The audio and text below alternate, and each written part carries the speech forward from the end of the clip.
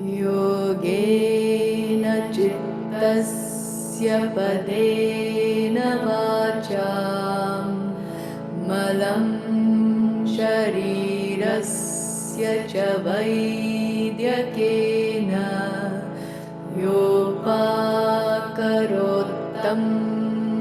प्रवरं मुनीनां पतञ्जलिं प्राञ्जलिरानतोऽस्मि पतञ्जलिं प्राञ्जलिरानतोऽस्मि पतञ्जलिं प्राञ्जलिरानतोऽस्मि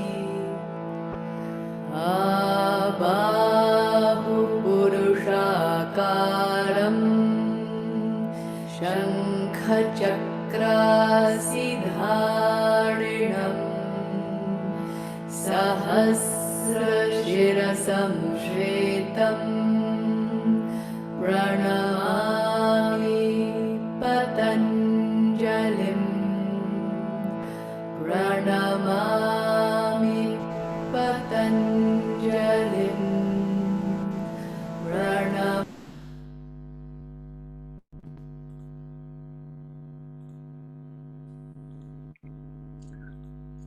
Bueno, Namaskar. Bienvenidas y bienvenidos. Qué gusto que estén ahí. Estábamos escuchando unos mantras hermosos. Ahí mientras lo veo a Gustavo haciendo pruebas con la pantalla. Namaskar, Gustavo, a ver si... Ahí te escucho. Hola. Namaskar, un gusto. Qué gusto, bienvenido a Eleve, a esta escuela. Muchas gracias. Que tanta curiosidad tenemos, somos todos curiosas y curiosos, así que con el corazón y los oídos abiertos para aprender, tomen nota. Ahora la clase va a estar enteramente encabezada por él, así que bueno, aprovechen al máximo. Gustavo, con respecto a las preguntas, ¿qué sugerís? ¿Que las anoten y las dejamos para el final mejor? Sí, en lo posible sí, a menos que sea algo muy importante que no se pueda avanzar, sino porque cada pregunta da para siempre, a veces para un mundo, y a veces nos desviamos. Pero bueno, la idea es a mitad de la clase hacer un cortecito ahí de 5 minutitos breve, y ahí puedo retomar con las preguntas, como gusten, pero mejor al final. Okay, a menos que sea algo muy rápido que se pueda responder en el momento, ¿no? No hay bueno, problema. Excelente. Entonces tomen notas, prepárense. Gustavo, bueno, cuando quieras te presentás, la clase es toda tuya. Gracias por estar ahí. Gracias por la invitación, gracias por estar presentes. Yo después les voy a pasar a Laura Lalita, le voy a pasar un texto con varios de los contenidos que vamos a utilizar hoy. Y tal vez una línea del tiempo como para que tengan algún elemento para seguir trabajando. Bueno, formalmente entonces, un namaskar, hacemos este saludo que es muy propio del sur de la India y la región de Bengala. Yo acá tengo un mapita entre varios mapas que tengo, donde un poco se visualiza la India actual. La India actual es la India de 1947, cuando se independiza de Inglaterra y al mismo tiempo se separa de Pakistán. Antiguamente, Pakistán, así como varios países que rodean hoy en día la India, formaban parte de lo que es la India. Es decir, que como país, como nación independiente, la India es más reciente que Argentina, ¿no? Pero como país antiguo de grandes civilizaciones es mucho más antiguo que esta fecha. Comúnmente a la India la dividimos en dos grandes zonas que representan dos grandes culturas: la India del norte, centro y norte, y la India del sur. En la India del norte, por ejemplo, vamos a escuchar más este saludo Namaste, mientras que en la India del sur y en la región de Bengala escucharemos más este saludo de Namaskar. Ambas palabras tienen la raíz namas, que significa saludo o saludar, así que son sinónimos, pero bueno, son saludos como en cualquier lugar hay muchas formas de saludarse, ninguna está bien, ninguna está mal.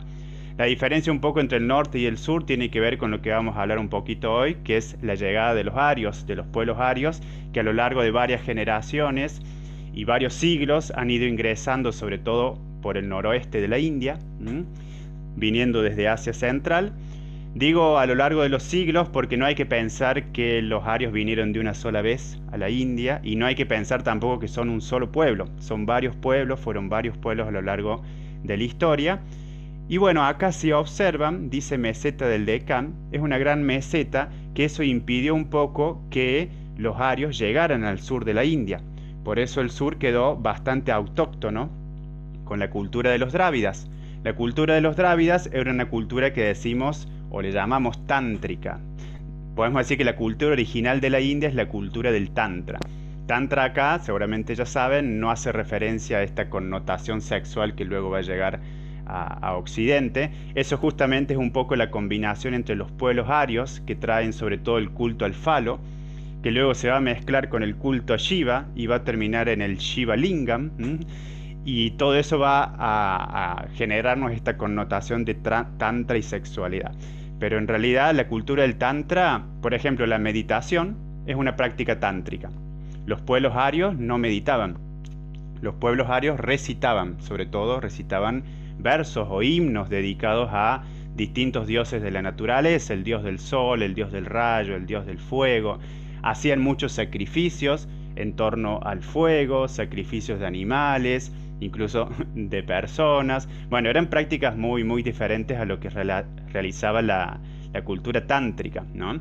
Después, con el tiempo, estas dos grandes visiones, la cultura más védica del norte y la cultura más tántrica del sur, van a empezar a mezclarse, y va a quedar lo que hoy en día es la India original, la India presente, ¿no?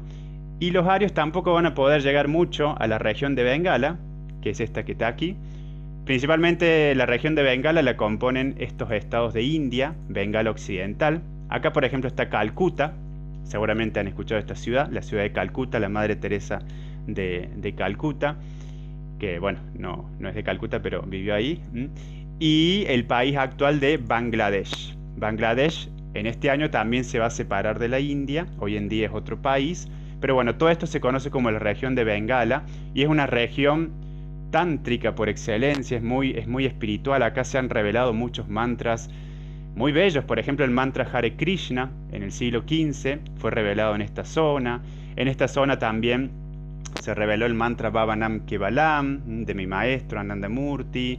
En esta zona vivió Shiva. Digamos, se conoce como la cuna de la civilización tántrica, todo lo que es la región de Bengala. Shiva se dice que nació por aquí, en el monte Kailas, en los Himalayas. Aquí tenemos los Himalayas. Ahí vamos a ver un poquito de geografía. Pero bueno, para introducirnos siempre vamos a hablar de estas dos grandes Indias. La India del norte, más védica, propensa a las escrituras védicas, que eran textos traídos por los arios. Y cuando pensamos en escritura no hay que pensar en un texto escrito. Todo lo que se compuso en la India fue de tradición oral. Entonces es escritura en el sentido de texto sagrado, pero mucho tiempo después se escribió. Hasta el día de hoy no se sabe cuándo se compusieron. La India del norte más védica y la India del sur más tántrica, vinculada también a la región de Bengala. Esos son como dos grandes mundos que van a desembocar en muchas diferencias. Tenemos, por ejemplo, una astrología del norte, una astrología del sur.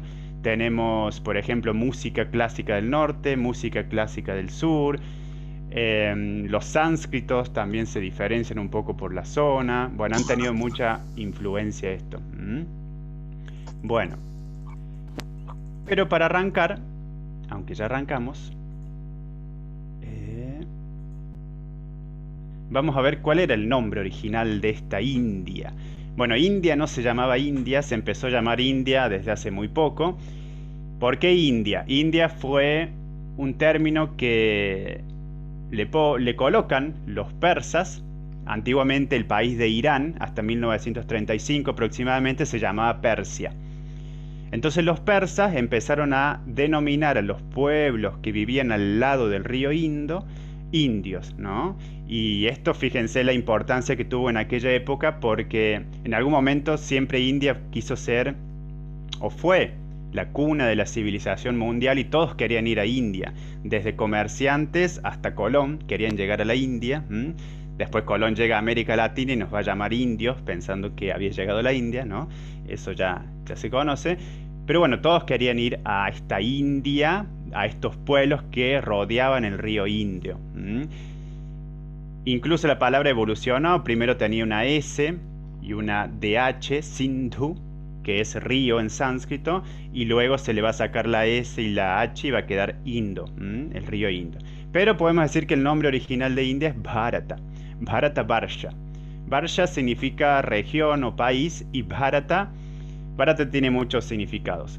Comúnmente hay un sabio o el emperador Bharata, que es un ser mitológico, no es que haya existido, pero se piensa que fue quien unificó a la India. La India siempre fue muy conflictiva. Yo suelo decir, hacemos mucha referencia al principio de Ahimsa, de no violencia, justamente porque hay mucha violencia. La India fue bastante violenta a lo largo de los siglos, violenta en el sentido de que hubo guerras, en el sentido de que hubo muchas colonias, conquistas, luchas entre los pueblos arios y los pueblos nativos, entre los mismos pueblos arios. Bueno, por ejemplo, cuando India se independiza en el 47, también más de 200.000 personas van a morir en esa guerra de independencia. Por eso surgen estas figuras fuertes como la de Gandhi, por ejemplo, haciendo referencia a disminuir un poco la violencia. En ese sentido, Bharata vendría del emperador Bharata o de la raíz Bri. Casi siempre todas las palabras que escuchen del sánscrito siempre tienen una raíz. Hay que preguntarse, ¿cuál es la raíz de yoga? ¿Cuál es la raíz de Bharata? ¿Cuál es la raíz de asana? ¿Cuál es la raíz de chakra? Todas las palabras siempre derivan de una raíz, que comúnmente la graficamos así, una raíz verbal. Provendría de esta raíz, Bri, que significa sostener. Entonces, comúnmente se traduce Bharata como aquella tierra que sostiene, aquella tierra que da alimento, pero da alimento no solo físico, sino también alimento espiritual. Piensen que para la época de grandes personajes como Krishna, hace unos 3.500 años, e incluso antes, la India ocupaba cerca del 70 al 80% de la población mundial. El resto de las personas que vivían en la tierra vivían bastante aisladas, en tribus, clanes, pero por lo general las grandes civilizaciones se desarrollaron en torno a lo que se conoce como el río Indo, las civilizaciones del Indo. Civilización viene de la palabra civitas. Civitas significa ciudad. O sea que estamos pensando en la construcción de las grandes ciudades hace más de 5.000 años.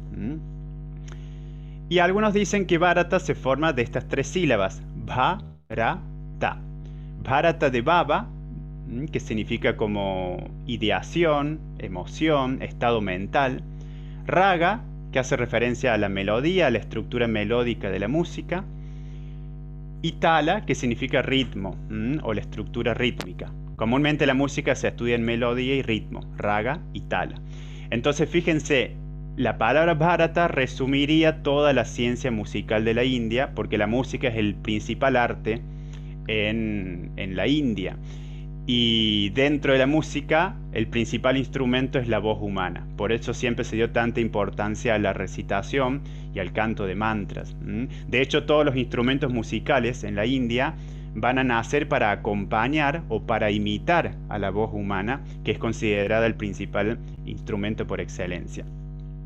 El más natural, podemos decir, porque es el más natural. Hasta que no construimos un elemento físico, la voz sigue siendo ese elemento natural.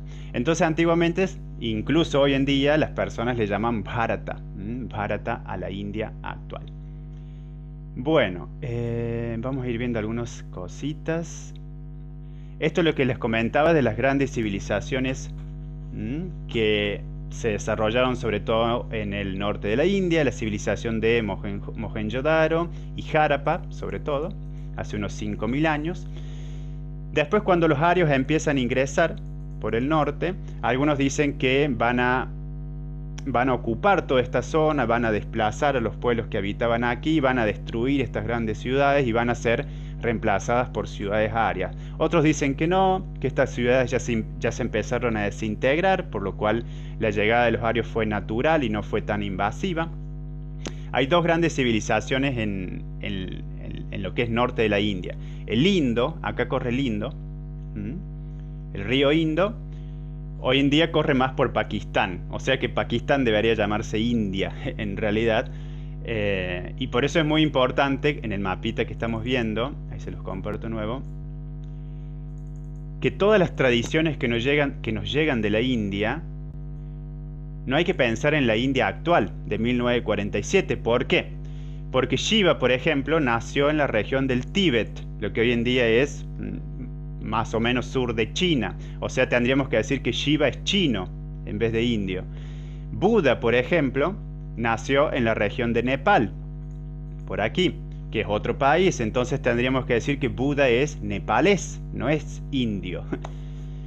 Panini, el gran gramático del sánscrito, nació en lo que hoy en día es Pakistán. Tendríamos que decir que Panini es pakistaní. Bueno, y así podríamos pasar con varias celebridades de la India que hoy en día pertenecen a otras naciones. Por eso cuando pensamos en la India, siempre hablamos de la antigua India, de la India que es esta que está aquí. Esta es la antigua India. Este mapita es más o menos de hace 3500 años. Fíjense lo que incluía India. La India actual, Pakistán, Afganistán, un poco de Tayikistán, la región del Tíbet, Nepal, el reino de Bután, Bangladesh y todo lo que es Birmania. Incluso podríamos seguir extendiendo un poquito más. En aquella época era lo que se conocía hoy como subcontinente asiático. Cuando pensamos o miramos India, hay que mirar a todo esto, porque si no, hay muchas cosas que nos llegan hoy en día que no son estrictamente de los límites de la India actual, sino que vienen de Pakistán, vienen de Afganistán, vienen del Tíbet. Por ejemplo, cuando la cultura del Tantra es llevada a la región de China, se va a convertir en el Tao, la filosofía Tao, seguramente la han escuchado. Bueno, etimológicamente el cambio fue Tantra, cambió a Tauta y luego devino en chino a Tao. O sea que el Tao en realidad es la misma cultura tántrica llevada a China y luego mezclada con algunos elementos de aquella cultura. Pero piensen que hasta el día de hoy China e India, que ocupan la mitad de la población mundial, han sido siempre dos grandes civilizaciones. Y han generado incluso dos grandes tipos de escrituras. La escritura china, más de tipo pictográfica, y la escritura india, las escrituras Brahmi, ¿no? Que bueno, en realidad India siempre fue bastante reacia a escribir. De hecho, cuando se desarrolló incluso la escritura, los indios no querían escribir los Vedas porque pensaban que era una herejía. ¿Cómo se van a escribir los Vedas? Los Vedas se transmiten oralmente, de maestro a discípulo, por medio de las escuelas, no hay que escribirlos. Bueno, el hecho de no escribirlos hizo que gran parte de los Vedas hoy en día se perdieran. Hay 4 grandes Vedas, ahí vamos a ver un poquito, estos textos sagrados. Y en realidad son menos de la mitad de lo que antiguamente se dice que existían. Y se han perdido porque no se han querido escribir, justamente porque se piensa que cuando yo escribo un sonido, lo termino deformando. ¿Por qué? Porque acá yo veo escrito China, pero otro puede leer China, otro puede leer China. En portugués, por ejemplo, la CH la leen SH. Entonces cada vez que se escribe un sonido se empieza a perder. Y el solo hecho de pronunciar sonidos con nuestra voz humana, que es dentro de todo imperfecta también, deforma el sonido. Entonces lo que trata la India, que le da tanto peso al sonido, le da tanto peso al oído, allá el lema sería si no lo escucho no lo creo, más que si no lo veo no lo creo. Siempre la cultura de la India fue una cultura que le dio mucha importancia al sonido. El oído es el principal sentido en la India. Entonces siempre fue bastante reacia a escribir. Los grandes emperadores y todos los reyes que gobernaron en la India, muchos de ellos eran analfabetos, pero eran grandes poetas orales. O sea, no sabían escribir, pero sabían recitar a la perfección. Entonces nunca fue mal visto el analfabetismo en la India, ¿no? Hay que empezar a introducir eso de que En realidad es una mirada muy europea. La mirada europea siempre ha planteado que los pueblos que no escriben no tienen cultura. Y en realidad India tiene mucha más cultura que muchos pueblos, ¿no? Que han escrito sin desmerecerlos. Pero bueno, hay que empezar a introducirse en esta idea del texto oral y no necesariamente el texto escrito. Entonces esto sería la India a la que tenemos que remontarnos. Bien. Ahora estamos aquí.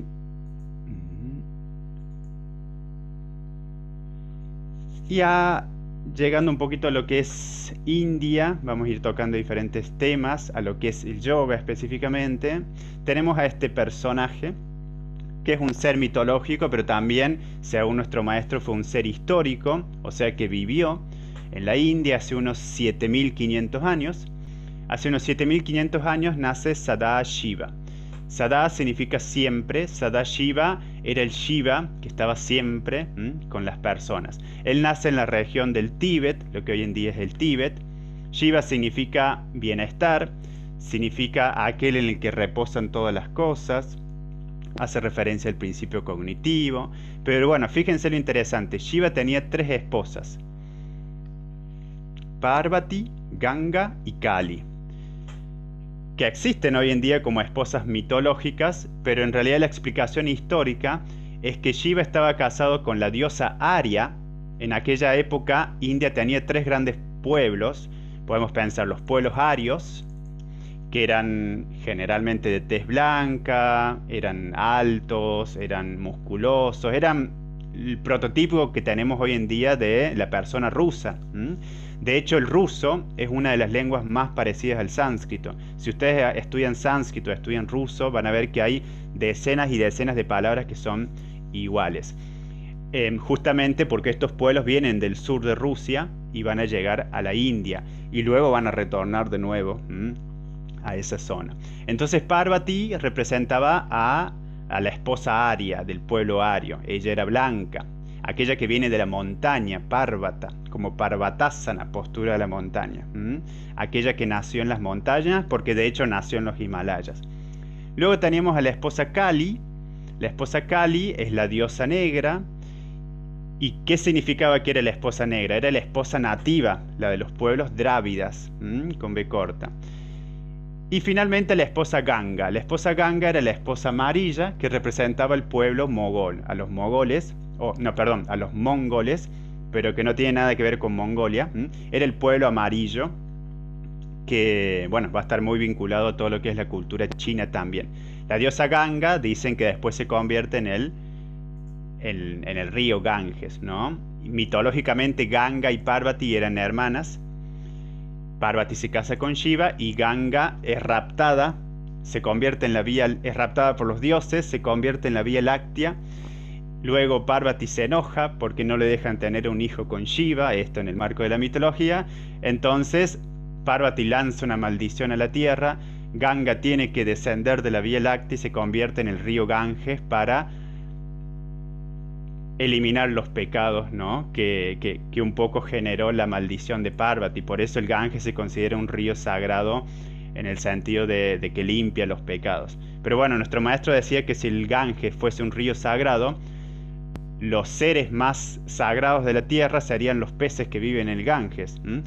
Entonces en realidad no es que sea un río sagrado, sino que el hecho de que algo sea sagrado es una actitud humana. O sea, nosotros como humanos hacemos que algo sea sagrado o no lo sea, aunque todo en sí es sagrado, todo lo que existe. Pero siempre el acto de convertir algo en sagrado depende del acto del sacrificio, del acto del ritual de convertir a un río en sagrado. En la India por lo general el río es sagrado. Los ríos siempre son femeninos en sánscrito. Y así tirando algunos detalles nomás. Bueno, después mitológicamente Shiva tiene varias cabezas que representan los distintos aspectos. Casi siempre Shiva tiene como un aspecto bondadoso y un aspecto más reprendor, que castiga cuando no se hacen las cosas bien. Pero bueno, eso está en el marco de la mitología. Lo que nos interesa es otra diosa, que es esta aquí, Bhadrakali. Bhadrakali es parecida, pero no es la misma a la diosa Kali, la diosa negra. Muchos de estos dioses son representados con color negro, con color azul, así índigo, muchas veces por su color de piel, porque eran los pueblos nativos de la India, y otras veces porque, bueno, se utilizaba ceniza para protegerse del sol y para algunos rituales, pero generalmente hace referencia al color de piel. Bhadrakali, que sería como la hermana, más o menos, Bhadrakali, ella portaba también un collar. Generalmente el collar antiguamente era un collar de 50 calaveritas, con una calavera en el centro, en la mano. Y lo que representaba este collar, este mala, como en la palabra japa mala, lo que representaba era el alfabeto sánscrito. El alfabeto sánscrito tiene 50 letras, 50 sonidos. A ver, estamos por aquí.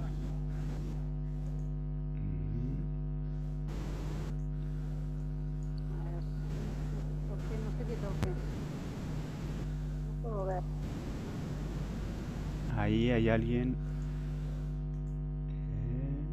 Ahí está. Bien. Como les contaba, entonces el alfabeto sánscrito tiene 50 sonidos, 50 letras. Es mejor decir sonidos porque tiempo después se van a escribir. El sánscrito en sí no tiene escritura propia.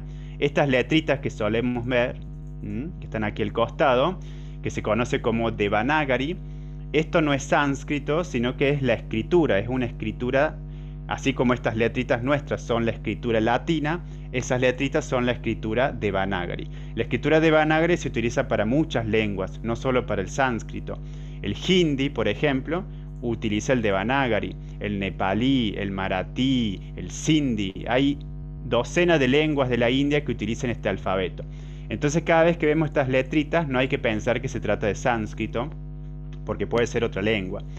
De hecho, aquí dice sánscrito en nuestro alfabeto. Bueno, un poquito resumiéndole nada más, estas 50 letras, o estos 50 sonidos, están dentro de nos. Los antiguos yogis empezaron a escuchar en profunda meditación que esos sonidos vibraban en cada uno de nuestros chakras, en nuestros centros de energía, los pronuncian en voz alta y ahí nace el alfabeto sánscrito. Como no existía la escritura, una forma de representar esos sonidos era con este collar que portaba la diosa Bhadrakali, que recién les estaba mostrando.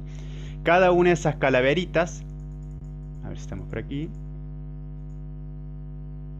cada una de esas calaveras representa una letra del sánscrito. Y esta que está aquí en una de sus manos es la letra A, el sonido A. Para el sánscrito, la letra más importante es la A, porque la A representa la creación. De ahí viene, por ejemplo, el mantra Aum, A, U y M. Por regla de fonética, cuando una A se junta con una U, el resultado es O. Por eso decimos Om.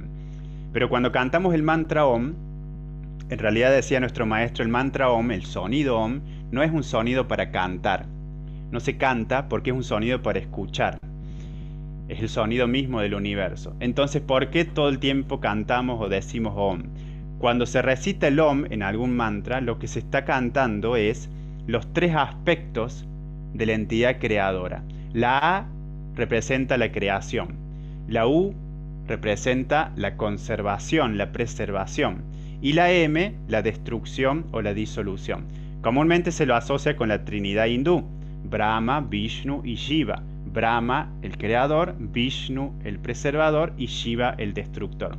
Entonces la palabra Om, cuando se utiliza en un mantra, no se está cantando el sonido mismo del universo, sino simplemente se está cantando un sinónimo para llamar a Dios, por decir así.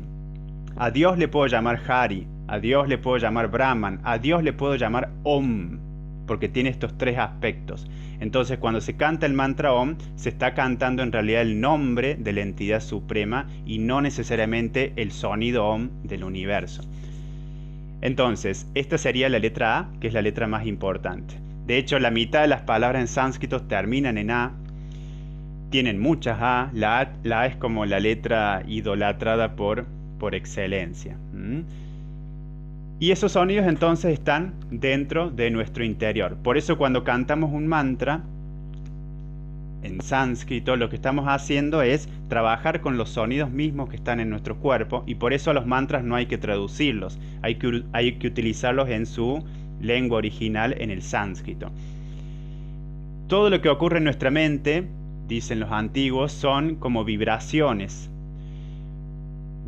mentales que no las vemos. Esas vibraciones tienen color, tienen sonido, que no los vemos, no los oímos, y esos sonidos son los sonidos que forman el alfabeto sánscrito. Por eso cuando yo trabajo con un mantra estoy como logrando una especie de equilibrio entre alguna de esas vibraciones que ocurren en mi mente. Por eso es muy importante utilizar los mantras originalmente en sánscrito. Y de hecho hay muchos mantras que no tienen traducción, simplemente son estas vibraciones que vibran dentro de nos. Bueno, dicho eso, vamos a ver un poquito cómo surge entonces la palabra yoga. Hace un ratito les dije que generalmente, y casi el 100% de las veces, toda palabra deriva de una raíz. ¿Bien? Entonces la palabra yoga, según algunos, deriva de la raíz yush, y según otros deriva de la raíz yunsh. Los dos significan unir, por eso traducimos como unión o unificación. Pero yush hace referencia, y esto es muy particular del sánscrito que trabaja con muchos sinónimos y sutilezas, hace referencia a unir, pero en el sentido de sumar o de adherir. Cuando sumo, por ejemplo, 2 más 2, que me da 4. Cuando sumo, por ejemplo, azúcar y sal, es decir, los mezclo, pero siguen siendo azúcar y sal. O sea, yo, aunque me cueste, puedo llegar a separar la sal del azúcar, ¿no? Están mezcladas, entonces se haría más en el sentido de mezcla. El yoga no busca esto. Por ejemplo, esta sería un poco la mirada más desde el cristianismo, donde el ser individual, luego de esta vida, se encuentra con un Dios superior, pero son dos entidades diferentes, juntas, ¿no? Bueno, acá el yoga va un poquito más. El yoga nos dice, no, nosotros mismos somos esa entidad, pero no porque nos creamos Dios, sino porque estamos hechos de la misma materia que esa entidad. No hay algo diferente a esa entidad, no hay un afuera. De hecho, comúnmente la palabra Brahman, que a veces lo traducimos como Dios, pero no es correcto. No es correcto porque Dios para nuestra cultura tiene muchas características, generalmente características humanas llevadas al extremo. Dios es bueno, es bondadoso, es grande, es inmenso, omnipresente. Bueno, Brahman no tiene nada de eso, porque Brahman significa aquella entidad que no tiene atributos, o sea, no tiene características, no sabemos cómo es esa entidad. Entonces no es correcto traducirlo como Dios. Bueno, a veces Brahman se lo traduce como lo más grande que existe, pero también es relativo, porque si es grande quiere decir que hay algo pequeño, y entonces hay algo diferente a lo grande. Y en realidad se dice que Brahman es todo, todo es Brahman, Sarvam Brahma, todo es Brahma. No es que Dios está en todo lo que existe, Dios es todo lo que existe. Dios no está en nosotros desde la mirada tántrica. Nosotros somos Dios porque somos la misma materia que forma esa entidad y que forma a nuestra entidad. Entonces el sentido más profundo de yoga viene de esta raíz, yunsh, que significa unir también, pero en el sentido de disolución. Cuando yo junto agua con azúcar, ahí se mezclan y ya no puedo distinguir el azúcar del agua. La misma entidad individual se convierte en la entidad cósmica y ahí se logra yoga, unificación. Es decir, que yoga es un estado de unión y es un estado que ya aconteció. No es que tenemos que lograr yoga. Yoga ya existe, lo que tenemos que lograr es recordar, ¿no?, este estado de unión previa al momento en que nos empezamos a pensar como algo separado de aquella entidad. Aquí está un poquito mejor explicado algunas cositas. Bueno, el clásico dilema de cómo se pronuncia yoga. Yo lo resuelvo así. En Argentina comúnmente, desde la fonética rioplatense, comúnmente escuchamos yoga, que sabemos que no es correcto. Bueno, en Argentina podemos decir que se dice yoga, en India se dice yoga con i, pero en sánscrito se dice yoga. O sea, ni una ni la otra. No es ni yoga, la S de Shiva, ni tampoco es yoga con i. ¿Por qué? una persona que nace en la India no necesariamente sabe sánscrito. Hoy en día el sánscrito hay que aprenderlo. Entonces no hay que pensar que una persona que viene de la India, por venir de la India, sabe sánscrito. Así como nosotros tampoco sabemos latín por estar en Argentina o en España. Hay que aprender, son lenguas que hay que aprenderlas. Entonces lo que sucede es que el hindi, que es una de las lenguas más habladas de la India, y es una, porque la India tiene 22 lenguas oficiales, 1.600 dialectos y 18.000 variantes regionales. De ahí el famoso dicho que dice, si dos indios se encuentran, hay un 33% de posibilidades que se entiendan, ¿no? Es muy difícil que pasar de un pueblo a otro y nace otra lengua. Por eso es muy común que las personas en la India saben 3, 4, 5 lenguas. Hablan, por ejemplo, hindi, porque es la lengua oficial del Estado en general. Hablan su lengua materna, hablan, a lo mejor conocen sánscrito, alguna otra lengua por su religión. Entonces es muy común que las personas sepan varias lenguas. ¿Eso qué genera? Que cuando vean una palabra en sánscrito, porque las palabras en sánscrito allá son de uso corriente, las pronuncien con la fonética propia de su lengua y no la del sánscrito. Entonces en hindi, toda Y, toda Y se pronuncia siempre I, no importa dónde esté. Entonces ven esto y dicen yoga. Bueno, pero para el sánscrito no, el sánscrito esta Y tiene dos pronunciaciones. Cuando está al principio de una palabra, tiene sonido de Y, que es un sonido intermedio, es como si destapara una botella de gas o el silbido de una serpiente. Tienen que presionar los bordes de la lengua, como yoga, yoga, no es ni I ni sh. Es un poquito un término ahí intermedio. Se pronuncia así cuando está al principio. Y cuando está al medio de una palabra, en el interior, ahí sí se pronuncia I. Entonces, niyama. Ahí sí es correcto decir niyama con I y no niyama. Acá niyama está mal. Yoga niyama o yama niyama, los principios éticos. Y la O en sánscrito, así como la E, siempre son largas, son sonidos largos. Entonces, yoga, yoga, yoga. Esa sería la forma correcta de pronunciarlo. Después, como esta palabra ya ingresó al diccionario español, se puede aplicar la fonética nuestra y nadie les puede decir nada. Pero bueno, a los fines sencillos, así se debería pronunciar yoga en sánscrito por lo menos. Y es una palabra masculina. Generalmente las palabras que terminan en A son masculinas en sánscrito. Acá tenía un cuadrito, creo, con los géneros. Algunos de estos materiales se los puedo pasar después. Generalmente las palabras que terminan en A, como Veda, yoga, son masculinas. Las palabras que terminan en ana o tra, por ejemplo, son neutras. Asana es una palabra neutra, no tiene género, masculino o femenino. Mantra es neutro, karman, manas, mente es neutro. Tenemos 3 géneros en sánscrito. Bueno, entonces seguimos con lo de las raíces. ¿Dónde está? Bien. Esperen que tengo muchos textos aquí. Aquí, bien. Lo que les comentaba, el significado de adición, 2 más 2, 4. Esto no sería yoga. El significado, ahí lo vemos el otro, es este, de unificación, agua más azúcar. Y después hay una clásica definición, la de yoga clásico, que es la de Patanjali, Yoga Chitta Vritti Nirodha. Yoga es la suspensión, Nirodha, de las tendencias vritti mentales, chitta. Yoga Chitta Vritti Nirodha.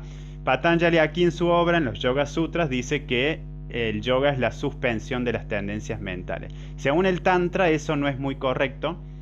Esta es la definición de Tantra. San, yogo, yoga, itukto, jivatma, paramatma, anaha. Todas esas barritas que ven arriba, que se llama Macron, como el presidente de Francia, significa que la vocal es larga.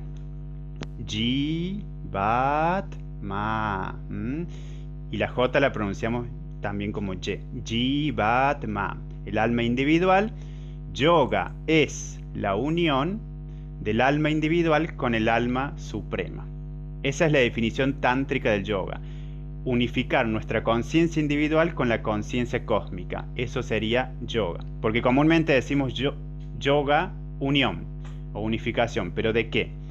Bueno, de la conciencia individual en la conciencia cósmica. Esa sería la definición tántrica, la visión más autóctona de lo que es yoga.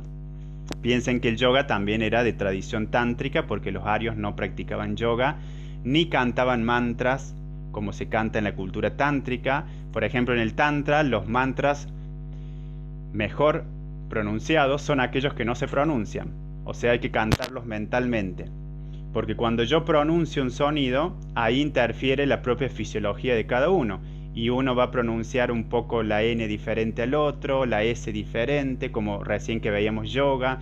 Entonces lo mejor, dicen, es no lo pronunciemos, dejémoslo por dentro, porque son sonidos sutiles que están dentro de nuestra mente y dentro de nuestro cuerpo. Por eso en el tantra las repeticiones de los mantras son mentales. Además que cuando yo repito un mantra mentalmente, lo puedo combinar con la respiración. Puedo tomar un mantra de 2 sílabas o de 2 partes y al inhalar repito una y al exhalar repito la otra. Eso no lo puedo realizar cuando canto en voz alta, porque o canto o respiro, ¿no? O sea, no puedo combinar la respiración con lo que estoy cantando. Por eso es muy importante en la meditación la recitación interna de los mantras combinada con la respiración. Esta sería entonces la definición de tántrica del yoga. Y en este sentido vamos a decir que yoga no sería la práctica, sino que yoga sería más bien la meta y tantra sería el camino. Además que es el camino porque todo lo que tenga tra en sánscrito, mantra, tantra, yantra, sutra, generalmente refiere a instrumento, a un instrumento que libera. Instrumento que libera mediante la expansión. Tan significa expandir. Mantra, instrumento que libera la mente. Y así podemos hacer con cada palabra. Todo lo que tenga tra es muy importante en sánscrito, libera. Entonces lo que hacemos cuando hacemos yoga, en realidad estamos haciendo tantra para lograr yoga, la unificación. O recordar esa unificación. Yoga también significa método. Tantra también significa una serie de cuentos. Y acá nos introducimos en algo muy lindo del sánscrito, que es que las palabras tienen muchos significados. Si yo saco estas palabras de este contexto, del contexto del yoga, pasan a significar otra cosa. Por ejemplo, cuando se debate una ley en un congreso, ese debate en sánscrito se le llama mantra. No tiene nada que ver con el mantra que cantamos. Yoga también significa método, método de cualquier cosa que quiera hacer.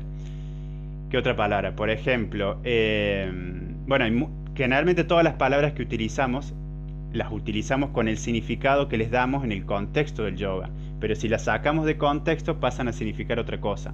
Imagínense que hay palabras en sánscrito que tienen más de 50 significados. ¿Por qué tantos significados? Bueno, porque el sánscrito, decimos, es una lengua descriptiva, describe lo que está nombrando. El español, por ejemplo, es una lengua nominativa. ¿Qué significa esto? Que nombra las cosas y no las describe. Por ejemplo, alguien nos dijo, bueno, esto es una botella, lo aprendimos de chiquito, botella, listo. ¿Por qué se llama botella? No sé, se llama botella. Bueno, en sánscrito, si se fijan en las posturas de yoga, pada hastasana. Pada, pie, hasta, mano, asana, postura. Postura que va de la mano a los pies. Entonces, todas las palabras en sánscrito describen lo que se está nombrando, ¿no? En español podría ser, por ejemplo, paraguas. Tendría más sentido, aquello que detiene el agua. ¿Qué otra palabra tenemos así que sea como descriptiva? No se me viene ahora, pero bueno, no tenemos muchas palabras descriptivas en español. En sánscrito sí todo es... Pantalón. Pantalón, ¿qué podría ser? Pantalón, de la panza al talón. Ahí está, muy bueno. Muy bueno. Si les ocurre otra, les voy anotando para los próximos talleres. Paraguas, pantalón, algo que describa el objeto. Computador, celular. Bien, ahí sacapuntas. dicen. sacapuntas. Bueno, así, todas esas palabras serían la lógica del sánscrito, describen lo que están haciendo. Muy bien, sacapuntas, abrochadora, Pelapapas. pelapapas, ahí está. Bueno, así trabajamos con el sánscrito. Por ejemplo, la luna, comúnmente le decimos Chandra, ¿no? Y acá tiene el efecto inverso. Una palabra puede tener muchos significados y una palabra se puede decir de muchas formas. A mí me dijeron que luna se dice Chandra, como Chandra Namaskar, el saludo de la luna. Y yo ahora les digo que Chandra, que la luna, también se dice papi.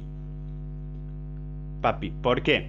Chandra viene de la raíz chand, que significa brillar. Entonces, aquel objeto que brilla, le voy a llamar Chandra.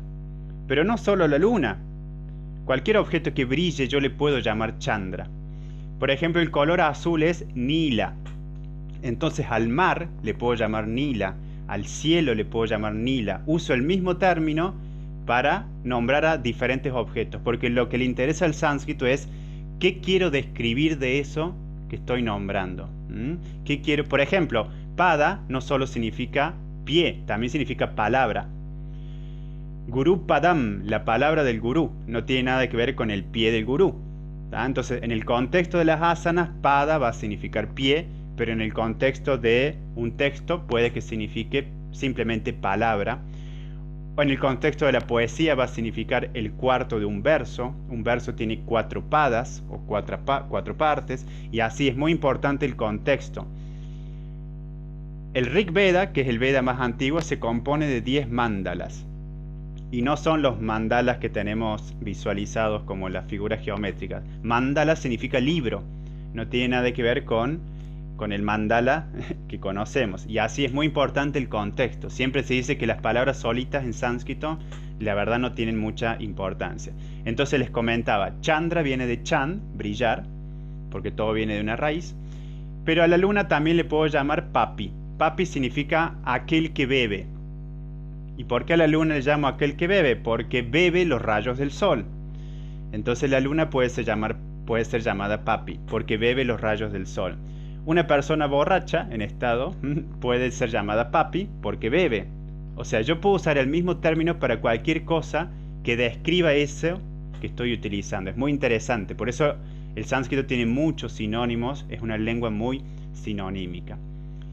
Y todos estos sonidos, todas estas letras del sánscrito se organizan en 5 zonas de la garganta. Tenemos algunos sonidos que se pronuncian aquí, en el fondo de la garganta. Por ejemplo, la A, que es la letra más natural, se pronuncia aquí. La K. Van a haber letras que tienen aspiraciones con un H en medio. Eso significa que expulso más aire. K, K, K, K, K, K. Generalmente hacemos este ejercicio. Traten de ponerse la mano, una palma de la mano frente a su boca, bien cerquita, y digan K, K, K, sientan el pequeño calor que sale, y luego traten de expulsar más aire. K, K. Van a ver que la mano se calienta un poquito más y que el abdomen se contrae. K, K, K, K. Es como decir K, fuerte, expulsando. K. Esa es la H que está en el medio. La H nunca es muda. En sánscrito siempre significa expulsión de aire. La Ja, por ejemplo, aquí, son todas letras en esta zona de la garganta. Luego viene esta zona, la zona palatal, en el paladar. Por ejemplo, la I, la Cha de chakra. Intenten pronunciar la palabra chakra sin pronunciarla. Es decir, cuando decimos cha, sin decirlo, ¿qué pasa? Los bordes de la lengua se posicionan sobre esta zona. Cha. Presionan ahí. Por eso la cha es una letra palatal, decimos. Es decir, se origina ahí. Después vienen los famosos sonidos cerebrales que implican un movimiento de la lengua. Debo elevar la lengua hacia arriba, hacia esta zona, el centro del paladar. Y por ejemplo, decir esta letra. La da, pero con la lengua hacia arriba. Da, da, da. Esa es la letra cerebral. Intenta ir hacia el cerebro. A los sonidos cerebrales los marcamos con un puntito debajo. Bueno, hay muchas formas de escribir las palabras. Esta es una, por ejemplo. Sonidos cerebrales. Luego vienen los sonidos dentales en los dientes superiores. Cuando decimos ta, tantra, fíjense qué pasa con ta. La punta de la lengua va hacia esta zona, ta. Entonces, vean cómo han pensado, cómo han estudiado tanto el aparato fonador para lograr sistematizar eso. Por eso decimos que el sánscrito es una lengua natural, porque en realidad lo que está haciendo es exponer lo que pasa en nuestra garganta. Y la última región son los labios. Cuando decimos papá, babá, mamá, se juntan los labios. Si se fijan, así evoluciona el alfabeto sánscrito, desde el fondo de la garganta, al paladar, a la zona cerebral, dental y labial. Este es el orden del alfabeto. Va desde el fondo de la garganta hacia la boca. Este modelo después lo van a tomar, por ejemplo, muchas lenguas europeas. Cuando empiezan a conocer el sánscrito lo van a tomar. Incluso hoy en día el español se estudia así. Se habla de sonidos labiales, de labiodentales. Es todo un modelo tomado del sánscrito. El sánscrito también inventó, por ejemplo, el concepto de sílaba. Fueron los primeros en decir que una sílaba se forma por una vocal y una consonante. De hecho, las consonantes no las puedo pronunciar si no tienen vocal. Son como cuerpos sin alma. Si yo intento decir pa sin la A, el sonido queda bloqueado. No pasa nada. Necesito incorporarle sí o sí una vocal.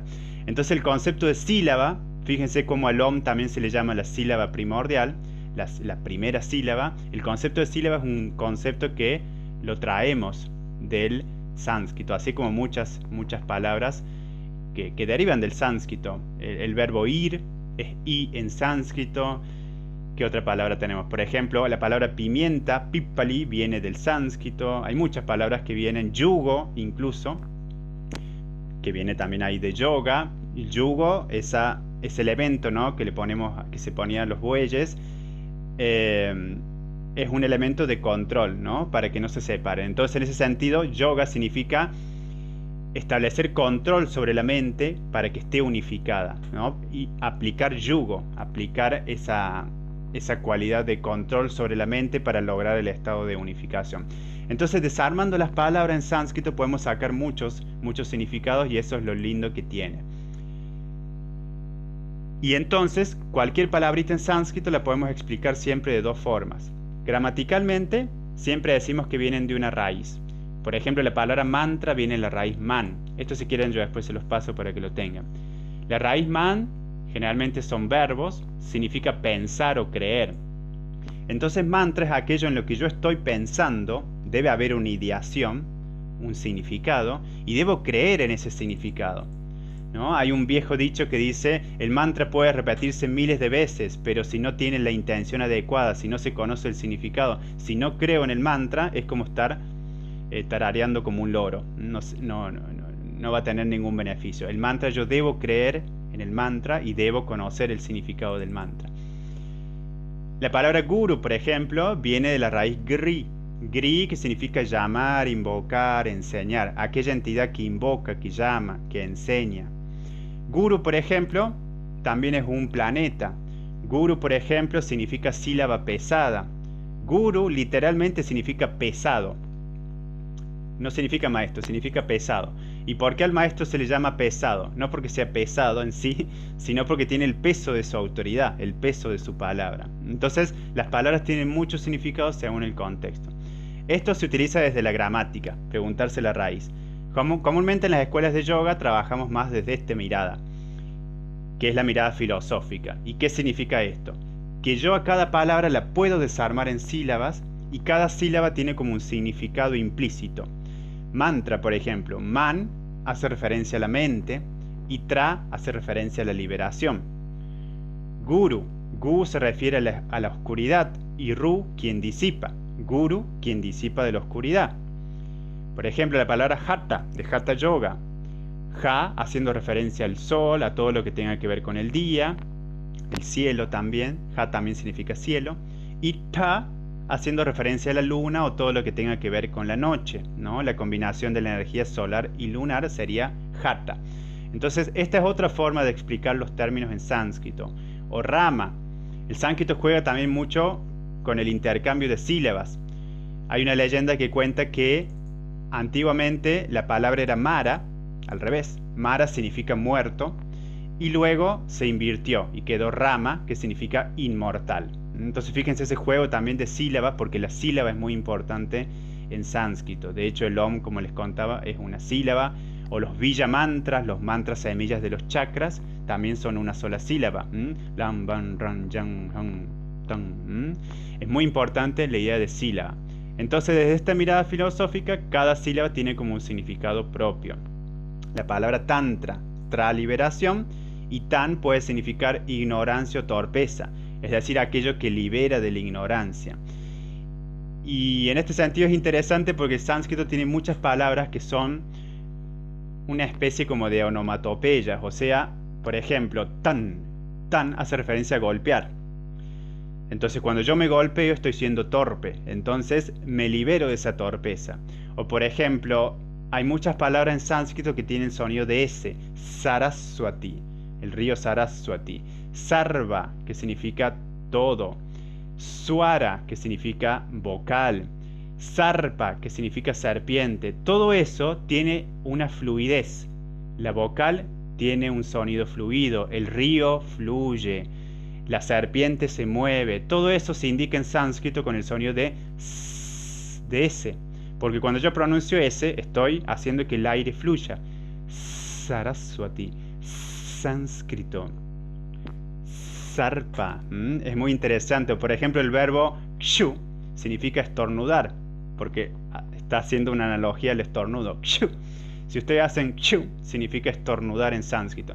Entonces es una lengua muy natural en el sentido de que está muy próxima y muy cercana a la cotidianidad nuestra y a los sonidos que están en nuestro cuerpo y a los sonidos que se producen por el contacto entre dos objetos.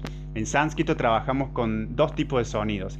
El sonido físico, que es el que escuchamos cuando se chocan dos objetos y tiene que haber un medio líquido, gaseoso o sólido, si no, no se puede transmitir el sonido. Generalmente transmitimos el sonido por el aire.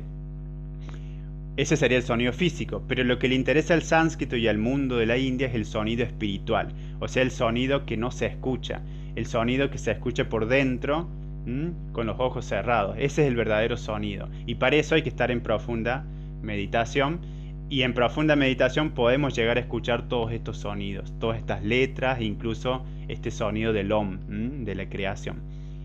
Entonces aquí tendríamos dos formas de explicar los términos en sánscrito.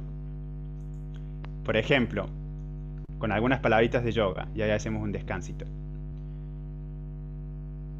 La palabra namaste, que en realidad son dos palabras. Este te significa a ti. Está la versión larga de esta palabra, que es namastubhyam, que se usa también en varios versos. Saraswati namastubhyam varade kamarupini. Namastubhyam es la versión larga, significa lo mismo. Ese te significa a ti, y namas, saludo. Pero el namas implica un saludo, no de hola, ¿cómo estás?, sino es un saludo de reverencia. O sea, que yo me entrego ante la persona, ante esta entidad, y en realidad cuando yo saludo, no estoy saludando a la persona que está enfrente, estoy saludando a la divinidad que está en la persona.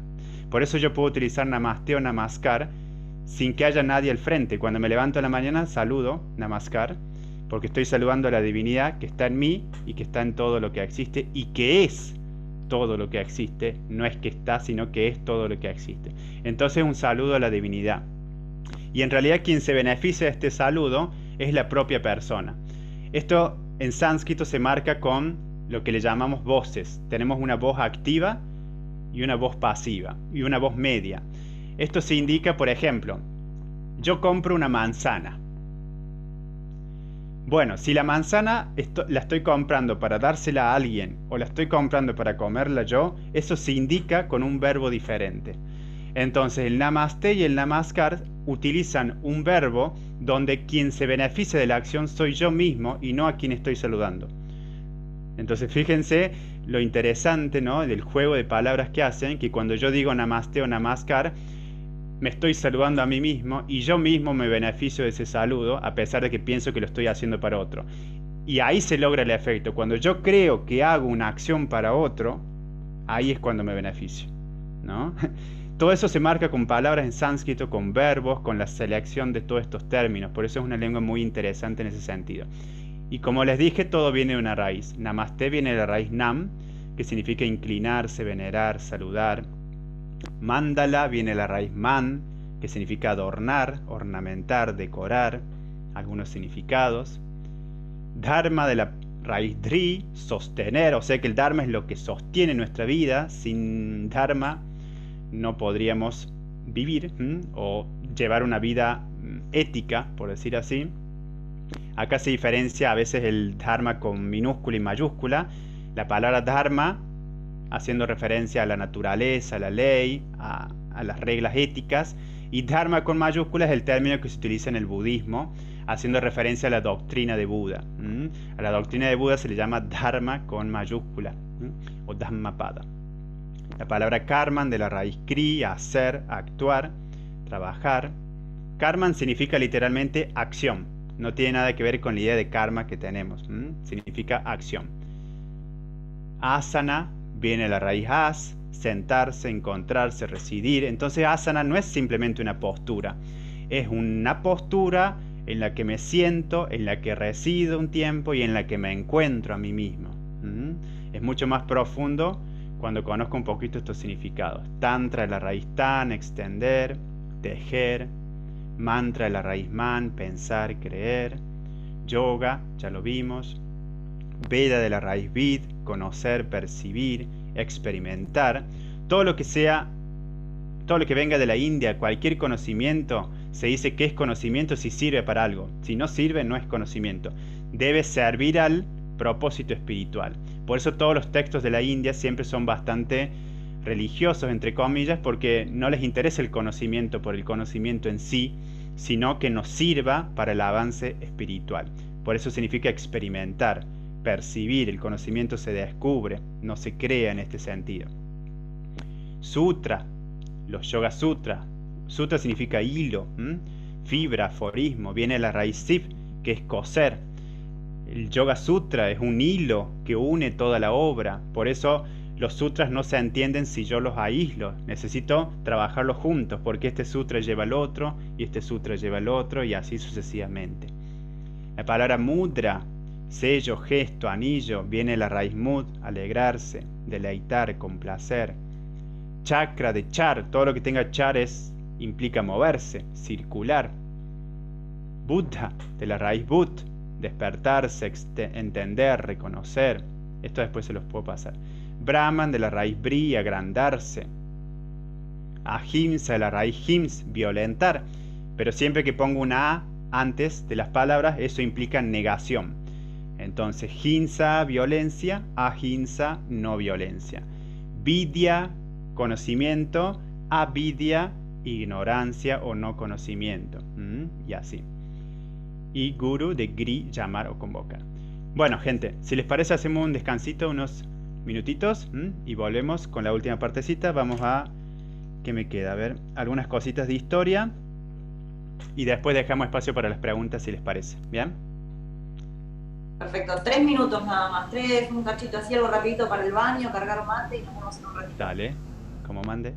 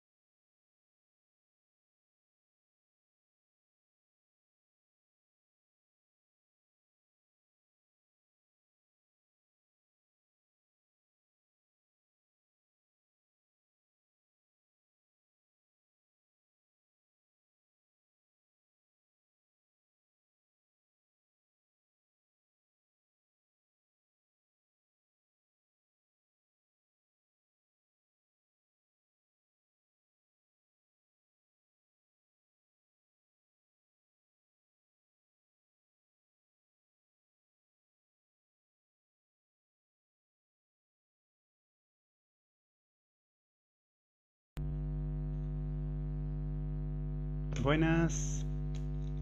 ¿Estamos por ahí? Perfecto. Perfecto.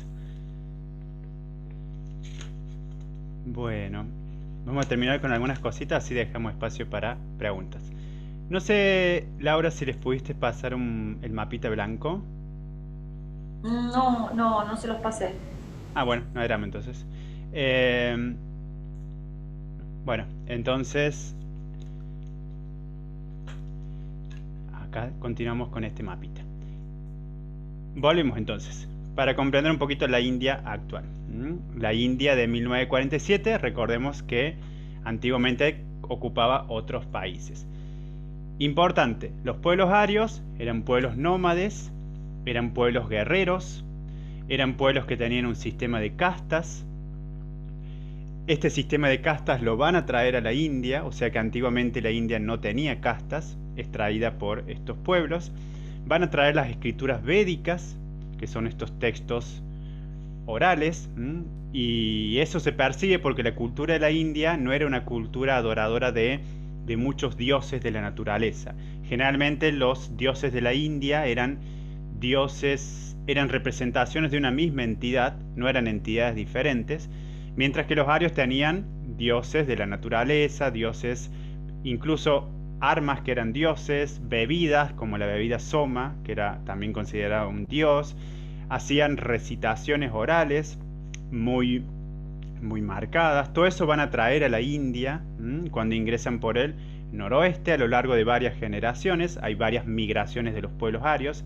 En algún momento se empiezan a mezclar. A los arios les va a costar mucho conquistar todo lo que es el norte de la India, por eso van a quedar ahí confinados, y el norte por eso es una cultura más védica, porque sigue las escrituras védicas. De hecho, cuando escuchamos por ahí mantras védicos, en realidad los mantras védicos, ¿qué son? Son versos de himnos más grandes extraídos de los Vedas, pero no son estrictamente mantras desde la mirada tántrica. Desde la mirada tántrica, mantra generalmente es una frase o una sílaba breve que es dada por un gran maestro, que representa algún sonido interior o del universo, y generalmente no tiene traducción en el sentido de que casi siempre se refiere al nombre de alguna entidad. Om Namah Shivaya, Bhavanam Kivalam, Hare Krishna, son todos nombres de una misma entidad, de esa entidad suprema. Mientras que si yo trabajo con versos védicos, voy a notar que son himnos dedicados al dios del fuego, Agni, Ile, Purohitan, Jagatsadevan, Rituyam. Van a notar que en realidad son alabanzas, son himnos de alabanzas a distintas deidades. Por eso son dos miradas muy diferentes. Los arios van a quedar confinados aquí y no tanto en la región de Bengala y el sur. Por eso Bengala y el sur son como bastante autóctonas en este sentido. Ingresan por aquí. Más o menos aquí es donde acontece el Bhagavad Gita, la gran guerra entre los Pándavas y los Kauravas, cuyo personaje principal es Krishna. Krishna también existió hace unos 3500 años. De hecho, hay evidencia de que existió. Se considera que fue el líder, que fue un líder pastor de una tribu. Pero bueno, según nuestro maestro, fue rey de toda una región aquí que se conocía como Mathura, la región de Mathura. Ahí estaban las ciudades de Vrindavan, las ciudades de Kurukshetra. Por ejemplo, Kurukshetra significa Kuru, se forma de Kuru y Ketra, o Kshetra. Ketra significa campo, tierra, y Kuru era uno de los nombres de los pueblos arios. Entonces era la batalla de los Kurus, de ahí derivaban los Kauravas. Entonces los arios tenían muchas tribus, muchos pueblos, muchas divisiones. De hecho, peleaban entre ellos mismos también por conquistar el norte de la India. Y los drávidas quedaron entonces más en el sur. Pero hoy en día se encuentran algunos pueblos drávidas en la zona de Pakistán, repartidos por aquí, y eso evidencia que antiguamente los drávidas vivían en todo el continente indio. Acá tenemos, por ejemplo, la región del Punjab. Punjab significa 5 ríos, porque acá pasan los 5 ríos. Aquí tenemos el Indo. Fíjense, el Indo ya casi no pasa por India, solo cruza ahí la región de Cachemira. Cachemira es una región muy importante, se considera el paraíso de la tierra. Aquí, por ejemplo, algunos dicen que vivió Patanjali, que Jesucristo pasó un par de años aquí meditando en esta zona. Hoy en día es bastante conflictiva porque la piden un poco Pakistán, China e India, y siempre ahí están en disputas en las fronteras aquí territoriales. De hecho, hace poquito se separaron estos dos estados. La India tiene 28 estados, hoy tiene 29, pero bueno, van modificándose porque hace poco que han tenido estos límites físicos. Acá tenemos la capital, Nueva Delhi. En toda esta zona, que aquí dice sánscrito, en toda esta zona era donde se hablaba esta especie, ¿no?, de lengua que hoy en día es conocida como sánscrito. Pero el término sánscrito nace aproximadamente en el siglo V después de Cristo. O sea, es bastante reciente. Antiguamente las personas no sabían que hablaban sánscrito porque no existía este término. Sánscrito significa perfecto o perfeccionado, porque es una lengua, en realidad es la lengua védica, la de los Vedas, que fue perfeccionada y fue dejada de forma sistemática para que no se modificara de ahí en más. Entonces el sánscrito tiene unos 2500 años de lengua inmodificada, no se la ha modificado. Por eso es fácil en el sentido de que lo puedo aprender porque hay reglas, ya no se habla, entonces todos tienen que seguir esas reglas para estudiar el sánscrito. Pero antiguamente al sánscrito se le llamaba védico. Védico porque era el sánscrito que se utilizó en los Vedas. Y ahí alguien puede decir, pero no era que los pueblos arios trajeron los Vedas, entonces ya hablaban sánscrito. Bueno, en realidad en todo el subcontinente asiático se hablaba una gran lengua que hoy en día se conoce como proto-indo-europeo. Esa lengua es prácticamente lo que hoy en día llamamos sánscrito, según algunos, según otros no. Pero bueno, el término sánscrito es mucho más reciente, ¿no? Es esta etapa más o menos hace unos 2500 años, un poquito después de Buda. Para esa época el sánscrito ya se había hecho bastante elitista, o sea que solo lo sabían las castas superiores, la casta brahmánica. Por eso Buda decide dar sus enseñanzas no en sánscrito, sino en Pali, la lengua Pali, que, bueno, sí, la lengua Pali, para dejarlo así sencillo, que era una de las lenguas que hablaba la gente en toda esta zona de aquí, que es donde Buda dio sus enseñanzas. Después, con el tiempo, estas mismas enseñanzas se van a traducir al sánscrito y ahí nace lo que se conoce como sánscrito budista, por ejemplo. Bueno, el sánscrito tuvo mucha influencia, porque piensen, si dos personas es difícil que se comuniquen en la India, el sánscrito venía a cumplir el papel de, bueno, vos hablas una lengua, yo hablo otra, pero los dos sabemos sánscrito. Por eso el sánscrito se utilizó como lengua franca en el sentido de lengua de transmisión de conocimiento. La astrología fue compuesta en sánscrito, el yoga se compuso en sánscrito, los textos yógicos, la astronomía en sánscrito, astrología y astronomía van de la mano, la medicina en sánscrito, todo lo que se les ocurra. Cualquier área del conocimiento fue transmitida en sánscrito, porque el sánscrito era la lengua utilizada para la transmisión de conocimientos. De hecho, incluso aunque se transmitiera con otra lengua, todos querían que en algún momento se lo pasara al sánscrito para que quedara como eterno. El sánscrito servía a esta función de eternizar las enseñanzas. Enseñanzas que venían en la forma de sutras, en la forma de versos. Imagínense, como no existía la escritura hace mucho tiempo, la única forma de transmitir conocimiento era memorizando frases.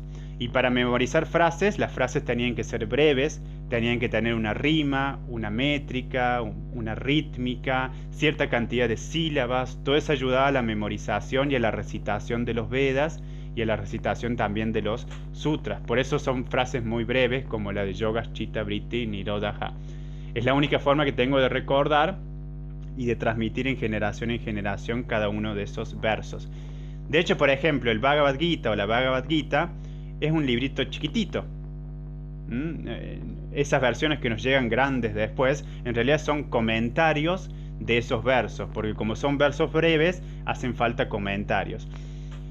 Pero el Bhagavad Gita es chiquito, el Yoga Sutra es chiquitito, la literatura de la India es chiquita en sí, pero es muy amplia la literatura de comentarios, es decir, la explicación de esos sutras, porque si no, no se pueden entender. Algunos son muy complicados y precisan de que los maestros vengan a explicar esos sutras. Por eso también hay tantas interpretaciones según cada escuela. Cada escuela da su propia interpretación, porque el maestro interpreta ese sutra de la manera que le parece más apropiada para sus discípulos. Entonces aquí ocurrió esa gran guerra en el que participaba Krishna, que ahí es cuando se unifica finalmente la India y de a poquito van a empezar a nacer imperios, estados y demás. Aquí nace la escritura de Devanagari, estas letritas, en la región de Gujarat. La capital de aquí es Gandhinagar, la ciudad de Gandhi, porque aquí nació Gandhi también, y siempre fue un estado bastante intelectual. Ellos fueron quienes difundieron esta escritura Devanagari. Devanagari significa ciudad de los dioses. ¿Y por qué ciudad de los dioses? Algunos porque piensan que es una escritura que viene de los dioses, y en términos prácticos es porque la escritura se desarrolló sobre todo en las ciudades. Para esta época, más o menos, siglo X, siglo XI, entran los musulmanes a la India, los árabes. Comienza lo que se conoce como la India mogol, la India árabe. De hecho, el norte va a estar muy influenciado por la cultura árabe. Todos los instrumentos que vemos de la India, el sitar, el tabla, son todos instrumentos árabes en realidad, que van a penetrar todo el norte de la India. La música de la India del norte es muy árabe en ese sentido. El Taj Mahal, por ejemplo, es árabe. Todo lo que sea arquitectura abovedada es propia de la arquitectura mogol o la arquitectura árabe. Pero la arquitectura de la India es más bien de rascacielos. No tiene nada que ver con esta imagen, ¿no?, de bóvedas como tiene el Taj Mahal. Eso es más bien de la cultura árabe. Además que la arquitectura musulmana generalmente no tiene estatuas. O sea que no van a ver figuras de elefantes ni de nada, ¿no? Mientras que la arquitectura de la India, la autóctona, van a ver escenas talladas en los templos, van a ver figuras de elefantes si se trata de religiones hinduistas, figuras de leones si se trata de religiones budistas. Y eso es muy interesante. Si algún día ven un templo que tiene un elefante, hinduista. Si tiene un león, budista. Eso es muy común porque a Buda se lo asociaba con el león. Siempre los animales tienen mucha importancia en la India, tienen alguna función simbólica. El budismo, más o menos, cuando entran los musulmanes, también se va a extinguir y va a ser llevado a otras zonas, ¿no? China, Japón, todo lo que es el sudeste asiático. El budismo tuvo aproximadamente 1000 años de apogeo en la India. Básicamente los primeros 1000 años de nuestra era, la India fue budista. De hecho, fíjense, en la bandera de la India, este Ashoka Chakra, Ashoka fue un gran rey de la India, como suelo decir ahí, fue el Perón de la India, en el sentido de la fama que tuvo. Al rey Ashoka, él fue el rey que se convierte al budismo y va a esparcir los restos de Buda a toda la India y a este país que es Sri Lanka. Sri Lanka, como es otro país, va a quedar un poco aislado y hoy en día es bastante budista.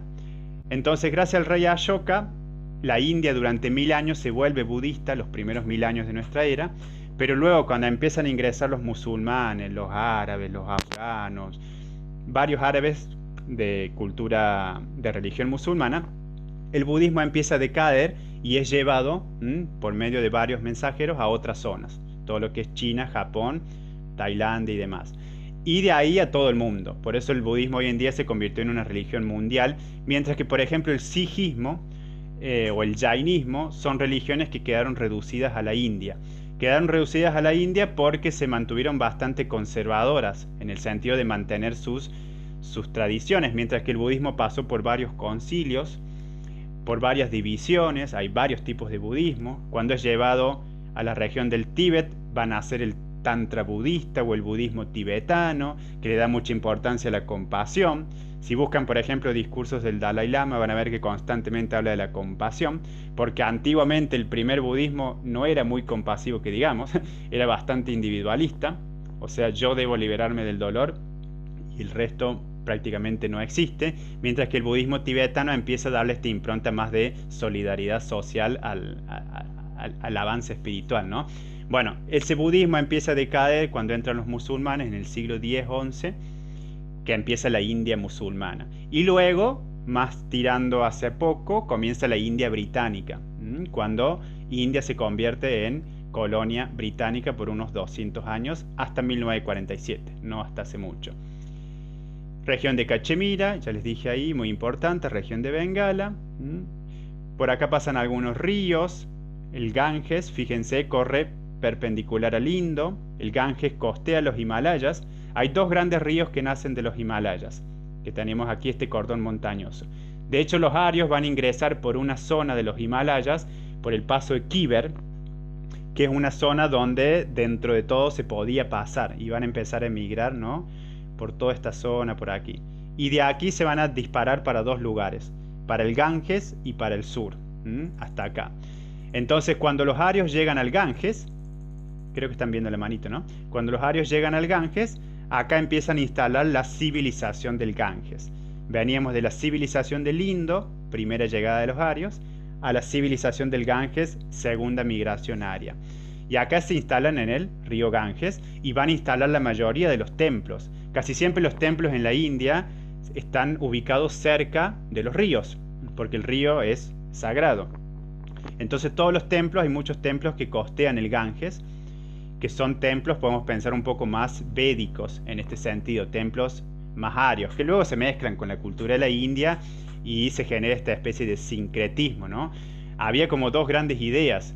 El Tantra pensaba que existía solo un único Dios, una entidad suprema, y los arios pensaban que existían muchos dioses. ¿Cómo se compatibilizó esas dos ideas? Bueno, existe un único Dios que tiene muchas formas, que tiene muchos dioses, se manifiesta de muchos dioses. Una vez un profesor decía, no es que en la India haya 300 millones de dioses, es que se ve a Dios en 300 millones de formas, ¿no? Se ve a Dios por todas partes, por eso hay muchos dioses, pero todos los dioses son representación de esa única entidad suprema, que es la mirada que tiene el Tantra, de los pueblos drávidas. Entonces, vimos, eso lo contaba, los dos grandes ríos que nacen de los Himalayas son el Ganges y el río Brahmaputra, que nacen, podemos decir, en forma contraria. El Ganges desde aquí y el Brahmaputra corre en sentido contrario. El Brahmaputra, como corre en sentido contrario, es un río masculino. Putra significa hijo, hijo de Brahma. Y el Ganges, generalmente como todos los ríos de la India, corren de aquí para allá. O sea, de izquierda a derecha, de oeste a este. Todos los ríos corren de aquí para allá, como el Ganges también. Acá está marcado, ¿bien? Todos los ríos corren así y son femeninos. Esos son los tres grandes ríos más importantes. Después están los 7 ríos sagrados, las 7 ciudades sagradas. El 7 es muy importante en la India. El 108 también es muy importante. Y ya es un número astronómico porque hace referencia a los tratados astrológicos donde se mencionaba la distancia que tenía el Sol de la Tierra y la Luna, que eran 108 veces la distancia del diámetro del Sol. Bueno, el 108 es muy especial en términos astronómicos y en términos espirituales, porque representa el 1, el ser individual, el 8 la meta, el yoga, y el 0 la práctica. Entonces 108 es la práctica que va de mí hacia la meta. Bueno, es muy simbólico todo lo que venga de la India. ¿Qué otro detalle puedo comentarles? Bueno, varios pueblos pasaron por la India. El estado de Goa aquí, que es muy chiquito, dominado por los portugueses. Hay muchas palabras en portugués que están también en la India. Por ejemplo, ¿conocen el té chai? ¿Lo han escuchado, el té chai? Bueno, en realidad no es que sea un tipo de té, sino que en hindi el té se dice chai. Entonces, ¿cómo se dice? Decir té chai es como decir té. Es como decir té en español y té en hindi. En realidad no es que sea un tipo de té, es el té de la India, que es el té negro mezclado con los condimentos, cardamomo, canela, etc.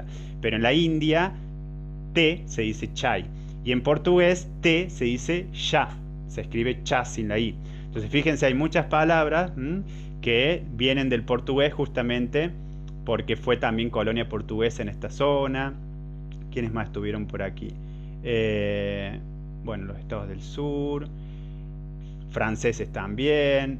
Bueno, mucha mezcla. Toda esa mezcla es lo que llega a la India y por eso la India es lo que es. Es como la cuna de las culturas, porque cuando uno está en la India, cuando uno ingresa a la India, va a haber muchas culturas, ¿no? Y va a haber alguien musulmán al lado de uno hindú, y al lado de un budista, y al lado de otra religión, y de distintas nacionalidades, y no tienen problemas porque la India se caracteriza por eso, por tener la capacidad de adaptarse a todas las culturas que han ido ingresando a la India, y la capacidad de imponerle su propia cultura, en el sentido de, es muy difícil que alguien que llegue a la India, incluso los arios, no terminaran cediendo. Los arios eran muy guerreros, o sea, tenían un dominio del arte espectacular, mientras que los indios no conocían de guerra para nada. Y eso les molestaba mucho a los arios. ¿Por qué? Porque rompían el código de ética de la guerra. El código de ética de la guerra nos dice, bueno, si alguien se rinde, no hay que matarlo, se rindió.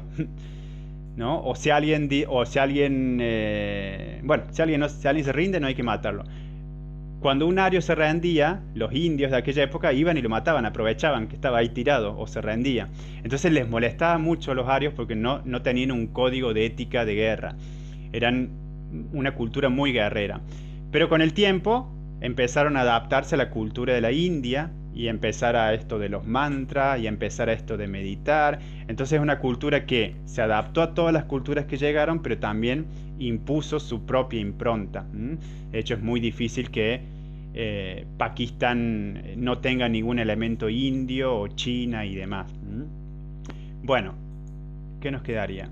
Esto se los puedo pasar, es una línea del tiempo, más o menos. Según nuestro maestro, el Rig Veda, que es el Veda más antiguo, Rig significa himno, se compuso hace unos 15.000 años, mientras que la ciencia oficial nos dice que se compuso hace 3.500 años.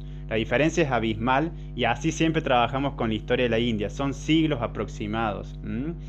No se conoce a ciencia exacta quién fue quién y qué hizo qué. Por ejemplo, Patanjali hizo los Yoga Sutras, pero está Patanjali el gramático, que vivió 3 siglos después, está Patanjali el médico, que vivió 2 siglos antes. Entonces este señor vivió en todas las épocas y a todos se le llama Patanjali. Bueno, eso lo que pasa en la India es que las figuras, las personalidades sirven como una especie de figura mítica, donde, se lo resumo así, en la India no hay textos históricos. Por ejemplo, en sánscrito no hay textos históricos. No hay un texto que diga, vino el rey, tal, hizo esto. No. Toda la historia hay que extraerse de la mitología y de la poesía. Un viejo dicho dice, la historia de la India es mitad poesía, mitad historia, mitad poesía, y en Occidente es mitad historia, mitad mentira, ¿no? Entonces, todo lo que extraemos de la historia de la India hay que extraerlo con, ¿cómo se dice? Con pinzas, ¿no? Porque no se conoce a ciencia exacta qué hizo qué, o se mezclan. Existió un rey, pero de repente tiene poderes sobrenaturales, que lo más probable es que no era así. Entonces, bueno, hay que ir extrayendo, por eso tanta diferencia con las fechas históricas. Lo que sí es cierto es que los Vedas se compilan hace 3.500 años. Hace 3.500 años se compilan. ¿Qué significa? Que se van a reunir en textos. Antiguamente los Vedas, como hoy los conocemos, no eran Vedas. Se hablaba de el Veda, el conocimiento. Luego va a venir el señorito Vedavyasa, que va a dividir el Veda en 3 grandes partes. A la parte más antigua le va a llamar Rig Veda, a la parte mediana le va a llamar Yajurveda, ahí se los escribo, y a la parte más moderna le llama Atharva Veda. Pero fue una clasificación que hizo él según el periodo histórico. Rig Veda, Yajurveda y Atharva Veda. Atharva era un sabio, fue uno de los primeros compositores. Y estos Vedas se compusieron a lo largo de generaciones por varias familias de poetas, no hay un solo autor. Todo lo que se compone en la India siempre es como colectivo, se van agregando capítulos, se van sacando, cada cual va modificando según lo que quiere enseñar. Entonces, bueno, hoy en día conocemos algunas versiones, por ejemplo, de la Bhagavad Gita, del Ramayana, que son bastante recientes, pero no se sabe realmente cuándo surgieron. Llegada de los arios, esto lo pueden tener ahí. Bien, esto ya está. Ahí vamos terminando. Esto ya lo vimos. Y un detalle más. Seguramente han visto los chakras con varios pétalos. Cada uno de esos pétalos es una letra del sánscrito. Por eso es un sonido. Y cada chakra, por ejemplo el primero, tiene 4 sonidos. Los sonidos se asocian con tendencias, con los vrittis, con las tendencias mentales. Por ejemplo, una tendencia puede ser el conocimiento espiritual, y el conocimiento mundano. Estas dos tendencias están en este chakra, en el sexto chakra, por eso tiene dos pétalos. Nuestra mente es como que va hacia el conocimiento espiritual y hacia el conocimiento material, ¿no? Y es una lucha constante entre los dos. A veces estamos más espirituales, a veces más mundanos, y así lo importante es lograr el equilibrio. Estas tendencias no se eliminan. Por eso nuestro maestro no compartía la idea de Patanjali, porque yo no puedo suspender las tendencias porque si no me moriría. Suspender las tendencias significa que yo pongo una barrera al río, y sí, el río se detiene, pero en algún momento se acumula el agua, va a romper la represa y va a estallar todo. Entonces lo importante es que fluya. Todo lo que existe es una vibración que está fluyendo, no hay nada que se detenga. De hecho, en este mismo momento nos debemos haber movido miles de kilómetros porque la Tierra sigue girando mientras estamos acá moviéndonos. Entonces nunca estamos quietos, no hay nada quieto en el universo. Bajo este principio lo que yo tengo que lograr no es aquietar la mente, es canalizarla. Canalizarla desde lo más burdo a lo más sutil. Entonces cuando meditamos no significa no pensar en nada, significa, porque no puedo no pensar en nada, significa en qué pienso. Bueno, pienso en la entidad suprema, en esta entidad, canalizo todas mis tendencias pueden ser el miedo, la ira, el apego, el conocimiento, lo canalizo hacia esa entidad, hacia este chakra, por ejemplo, que representa las 1000 tendencias. ¿Y por qué tiene 1000 pétalos este chakra? Porque son los 50 sonidos del sánscrito. Por ejemplo, está aquí. 1000 pétalos generalmente. Son las 50 tendencias del sánscrito, las 50 sonidos del sánscrito, expresados para afuera y para adentro. Eso nos da 100. Podemos amar a alguien o amarnos a nosotros mismos, o ambas. Siempre se expresa para afuera y para adentro. Y en 10 direcciones. En la India siempre se habla de 10 direcciones. Los 8 puntos cardinales, arriba y abajo. Los 8 puntos cardinales arriba y abajo, y con eso ocupo todo el espacio. Por eso generalmente hablamos de 10 direcciones. Los 8 arriba y abajo, expresados para adentro y para afuera, me da 1000 pétalos, los 1000 pétalos del Sahasrara chakra, que Sahasrara significa en sánscrito 1000, de hecho. Pero bueno, en términos espaciales arriba y abajo no existe, o sea, en el espacio no existe nada que esté arriba ni abajo, siempre es una posición relativa.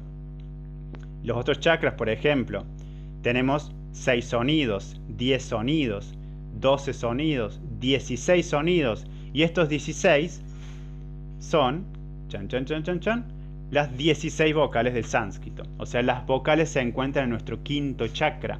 Por eso es el chakra de la comunicación, el chakra con el cual podemos comunicarnos. ¿Por qué? Porque sin vocales no se puede pronunciar nada. Entonces, por eso todas las consonantes siempre llevan una A en sánscrito, porque si no, no las puedo pronunciar. Esas 16 vocales están en el quinto chakra.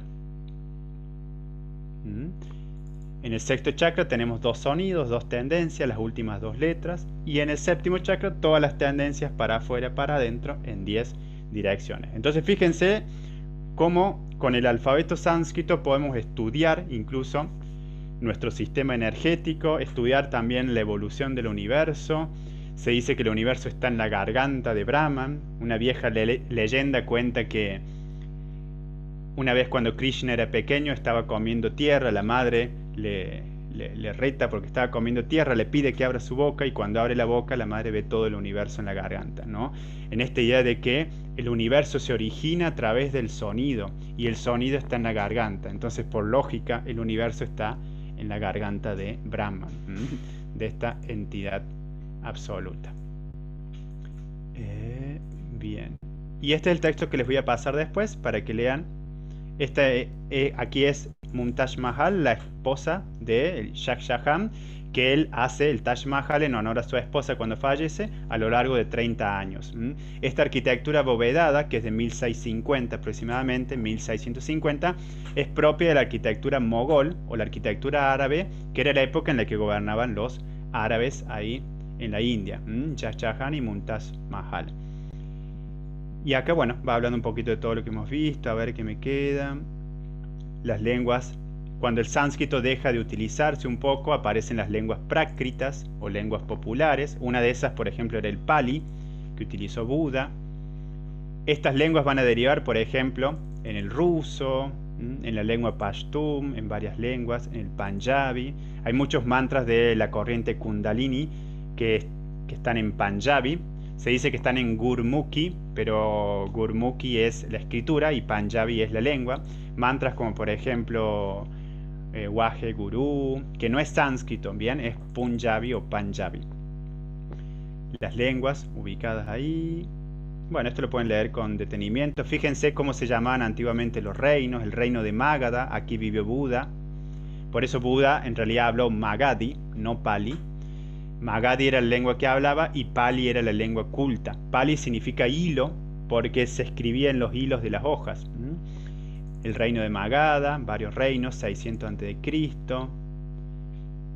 Y Buda nace en una época en la que el brahmanismo empieza a perder peso, en una época en la que nacen los estados, nacen las grandes ciudades, surgen nuevas filosofías y ante todo eso nacen nuevas personalidades individuales como Buda o Mahavira, fundador del Jainismo, que empiezan a profesar otras filosofías un poco anti-hinduistas. Tanto el budismo como el jainismo no plantean que exista un ser superior o no plantean que haya deidades o dioses, ¿no? Yo mismo puedo ser Buda a través de mi propia práctica. Lo mismo con el jainismo, que viene de Jaina, aquel que logra la victoria, ¿no? El Jaina sería como Vira, como en la postura Virasana.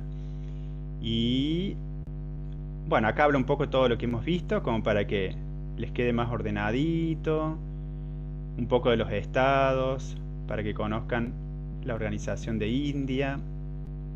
Quiero ver si me quedó algo. La banderita, el azafrán como la renuncia, el desapego, el verde haciendo referencia también a la naturaleza. A ver si está por aquí. El blanco a la fe, la verdad. Y esta rueda es la del rey Ashoka, que es la rueda budista con 24 líneas por los 24 santos budistas o los 24 santos jainistas. Entonces fíjense la importancia que tuvo también el budismo, aunque hoy en día la India no es budista en términos de practicantes. Acá un poco la explicación del budismo, sus corrientes, para que lean con detenimiento algunas batallas importantes. Estados del sur. Acá están los Vedas. Este cuadrito está interesante. Cuando se compusieron, el Rig Veda hace unos 15.000 años, el Yajurveda hace unos 10 a 7.000 años. Acá en el Yajurveda, por ejemplo, está el famoso mantra Om Namah Shivaya. Se encuentra en este Veda, en el Yajurveda. Atharva Veda. El Atharva Veda es el más indio de los tres. Acá está el Ayurveda, la medicina ayurvédica se encuentra dentro de este Veda.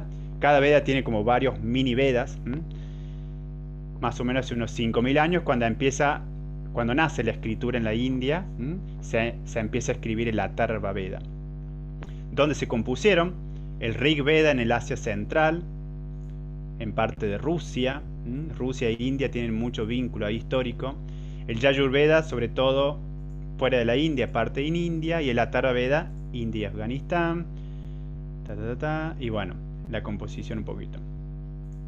Con eso ya estaríamos. El hindi y el urdu. Este es el alfabeto de Devanagari. Este es el alfabeto árabe que se utiliza para el urdu, que hoy en día es lengua nacional de Pakistán. Pero básicamente son la misma lengua. El hindi tiene mucha influencia del árabe y del sánscrito, mientras que el urdu tiene más influencia del árabe, solamente del árabe. Y ahí estaría. Bueno, eso sería. Disculpen si me apuré un poquito el último, pero para que nos quedara tiempo para las preguntitas. De mi parte ya estaría. Ahora dedicamos estos minutos a lo que quieran preguntar o comentar. Un gran namaskar.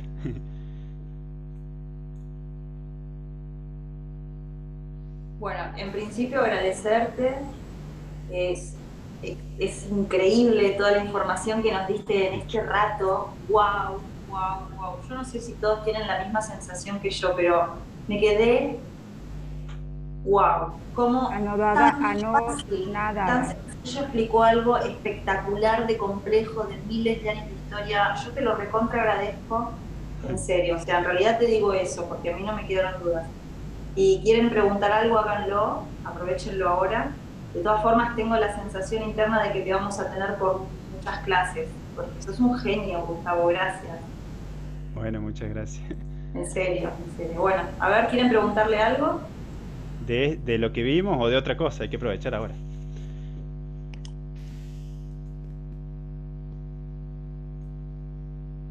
A ver por ahí en el chat. Gracias, bueno, muchas gracias.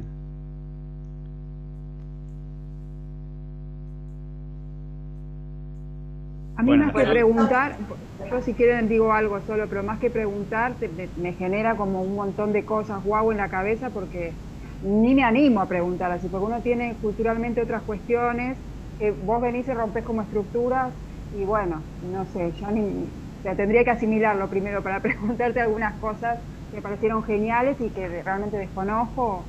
En general todos desconocemos, es otra cosa diferente, otra manera de ver, otra manera de estar y de ser. Nada, gracias. bueno, muchas gracias. Ahí preguntaban si podía explicar de nuevo lo de los 1000 pétalos. Bueno, Mira, ¿qué como te les decía, parece? A ver, porque me parece el tema de los chakras es algo que nos interesa muchísimo desarrollar. Me parece que ameritaría para una clase especial de chakras y seguimos profundizando con todo este tema, ¿no? Si todos de acuerdo. Ya que, por ejemplo, el año pasado lo hemos visto, bueno, ahora hay gente del primer año que no lo vio, así que creo que si estás de acuerdo bueno, vamos a organizar muchas más clases, pero ahí chakras creo que amerita una clase especial, una nueva, sí, correcto. Ahí va. seguro, sí, sí, sí. Ok. Bueno, perfecto, fue súper ordenado. Nosotros hubo cosas que ya hemos visto, entonces ahora se clasificó, se ordenó, se le puso el nombre, el origen. Fíjense las palabras. ¿Vieron por qué hay que estudiar sánscrito? Es fantástico. Gustavo, ¿por qué decime a qué te dedicas, contanos por qué sabés tanto de todo esto. Y ahora estos últimos 2 años me estoy dedicando armamos la escuelita de sánscrito y estamos dedicándonos a enseñar sánscrito. Estamos ¿Pero qué dictando estudiaste? ¿Qué estudiaste? Digo, ¿tenés un doctorado en algo o qué? Tengo como 2 carreras paralelas. En la universidad estudié ciencia política y después hice una especialización, bueno, como en estudios orientales. Siempre me dediqué a todo lo que es el estudio de lenguas y de historia de la India. Entonces, por ese lado, bueno, en el doctorado también hice un trabajo sobre India vinculado al ambiente y el género, ¿no? La importancia que han tenido ahí en ese sentido. Y bueno, siempre todo orientado hacia la India. Y después, aparte, no académico, he hecho todo lo que es, bueno, me he dedicado al yoga, la formación en yoga, la formación en mantras, música también de la India, hace unos 15 años más o menos por ahí. Y ahora con la pandemia es como que aproveché a canalizar todo eso que venía trayendo para empezar a difundirlo un poquito, porque siempre venía dictando clases y cursos así presenciales. Y ahora con esto de la virtualidad se abrió y está bueno porque tenemos gente, bueno, ahora los conocimos ustedes, pero hay gente de varios países, gente de España, Chile, Brasil, bueno, eso es lo interesante. Así que bueno, estamos produciendo materiales, lectura, porque hay mucho de sánscrito, pero no hay en español. Entonces, nuestro trabajo es dedicarnos un poquito a eso y hacerlo más accesible, ¿no? Así que bueno, es un poquito contribuir en eso. Espectacular. A mí me encantó, estamos todos contentísimos. Aparte que encima tenés las enseñanzas del Baba, Ananda Murthy, que para mí es súper importante y que también te guíes por esa filosofía es hermoso. Así que combinamos cosas súper lindas, el universo nos cruzó. Vamos a aprender mucho de vos. Gracias a todos también por haber estado ahí. Tienen última pregunta y ya son libres. Pero lo vamos a seguir viendo. Gustavo, vas a seguir estando un montón seguro. Bueno, muchas gracias a ustedes por la invitación. Después te paso este texto y otro para que si quieren les compartas a ellos, así pueden leer mejor. Ok, ahí se te fue la camarita, creo. Para que lo sigan en el Instagram es @agrupación de sánscrito. síganlo porque ahí sube muchísimo contenido, hay videos, hace vivos, @agrupación de sánscrito. Están, no les digo obligados porque es una palabra muy fuerte, pero casi a seguirlo, porque sube de todo, es muy interesante. Sí, ahí tienen varios materiales, tratamos de ir subiendo, así que... Ahí está, Rupert. Bueno, entonces dejamos aquí, si no hay preguntitas. Bueno, gracias. Muchas gracias. Gran Namaskar. Gracias, buenas noches a todos. Namaskar. Chao. Chao.